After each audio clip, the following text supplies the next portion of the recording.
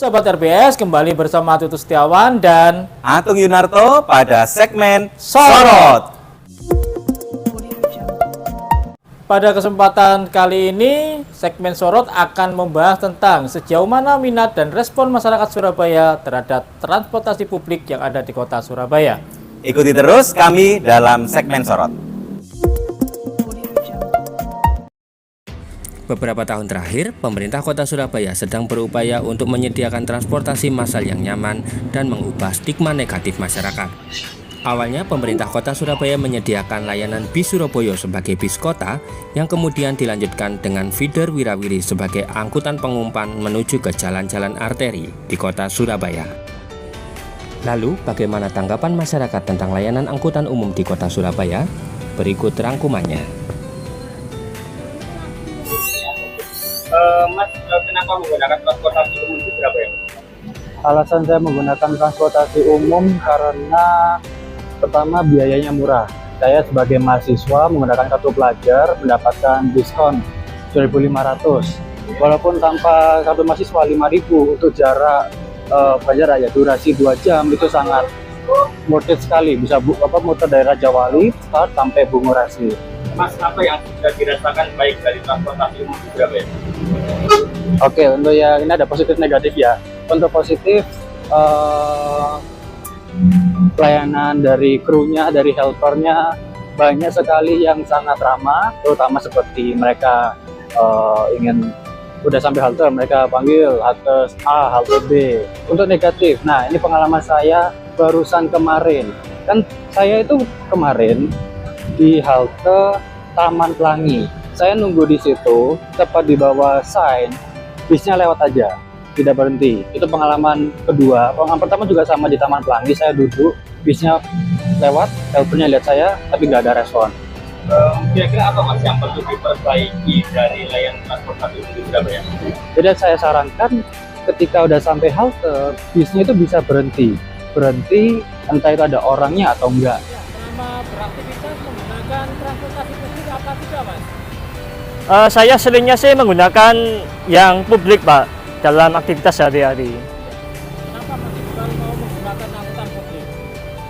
Ya, alasan saya mau menggunakan Wirawiri maupun Trans Surabaya ya, karena bisa menghemat, karena gratis ya untuk naik Wirawiri maupun Trans Surabaya.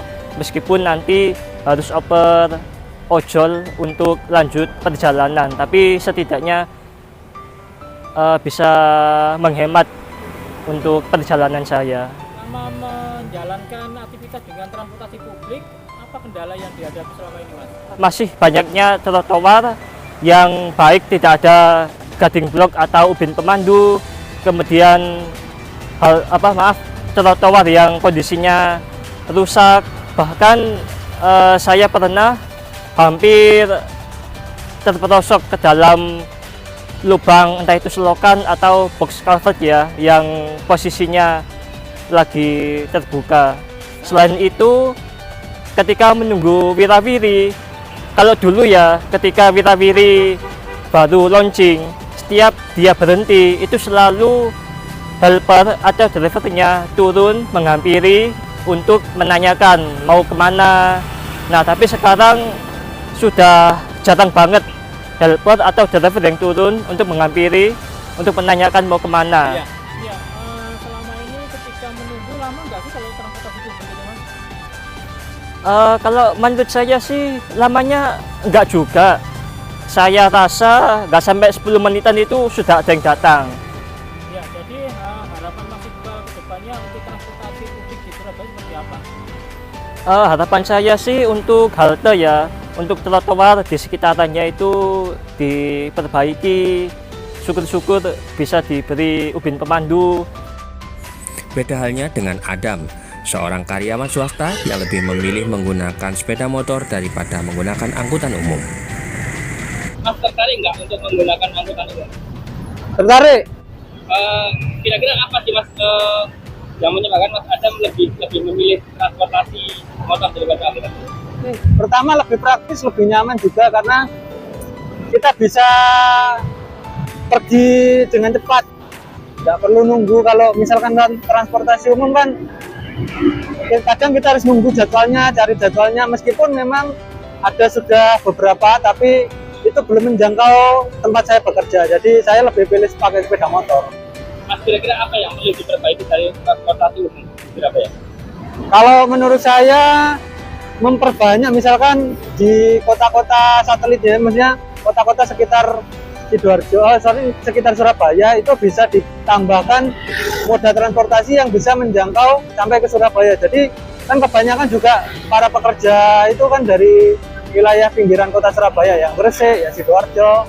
Nah itu kalau ada transportasi umum yang lewat stopnya itu mulai Sidoarjo atau Gresik itu kan lebih mudah. Jadi banyak mungkin orang yang akan tertarik ikut menggunakan transportasi umum daripada kendaraan pribadi. Dalam menghadapi tantangan mobilitas masyarakat di perkotaan, penyediaan transportasi massal di Surabaya bukan hanya investasi kenyamanan saat ini saja, tetapi lebih dari itu sebagai langkah strategis untuk menuju masa depan yang berkesinambungan.